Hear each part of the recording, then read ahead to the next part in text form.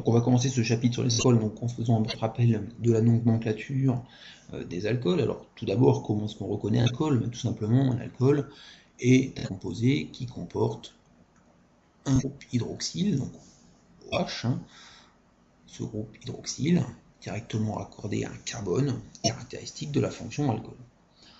Alors on va pouvoir regarder plusieurs exemples, par exemple celui-ci.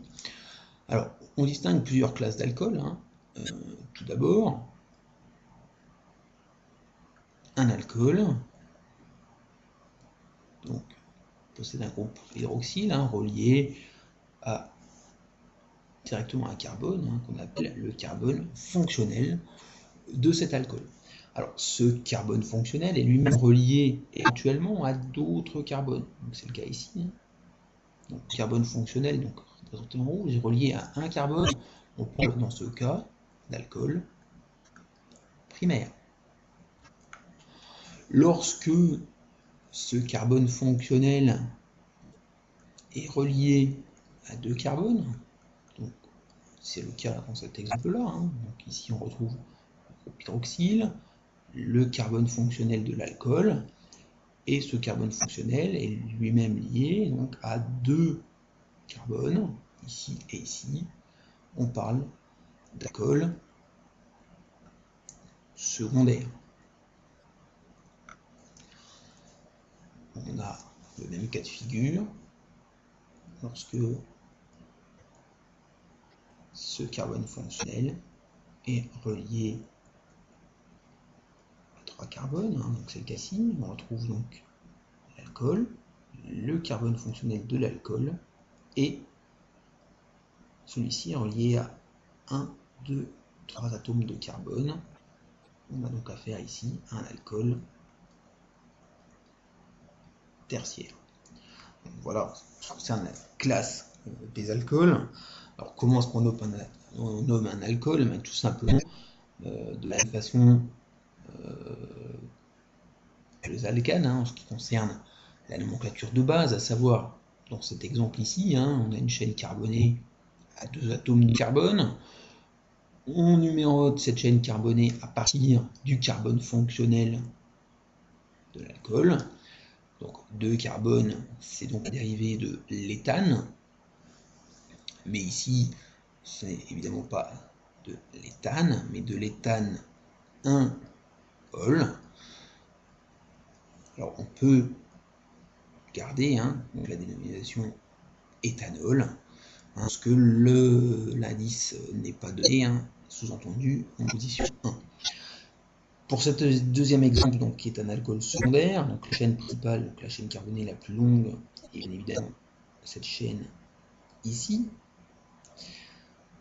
on va donner au carbone fonctionnel l'indice le plus faible, donc on numérote la chaîne principale de cette façon, 1, 2, 3 et 4.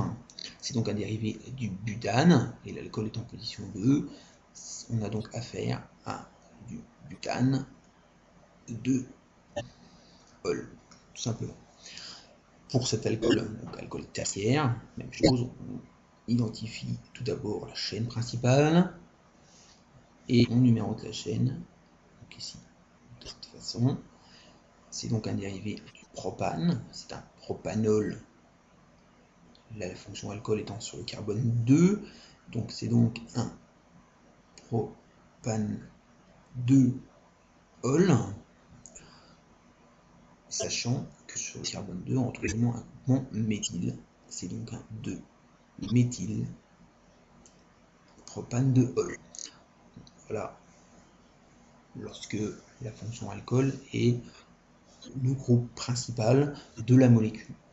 Alors, il arrive évidemment que l'alcool ne soit pas le groupe principal, le groupe fonctionnel principal. C'est le cas notamment dans cet exemple-là. Si on regarde le nom de ce composé, évidemment ici, le groupe principal n'est pas l'alcool, mais l'acide carboxylique. Donc ici, la fonction alcool est un groupe fonctionnel secondaire. Voilà. Alors, la démarche est toujours la même. Donc, on donne au principal l'indice le plus faible. Donc, on va numéroter cette chaîne principale de cette façon. Donc, un dérivé du butane. Alors, c'est un acide butanoïque. Et sur cet acide butanoïque, on va retrouver sur le carbone 2 une fonction alcool du groupe secondaire. On précise en position 2, on va retrouver une fonction alcool comme groupe secondaire, dénommé ici hydroxy. Donc c'est ici un acide 2-hydroxybutanoïque.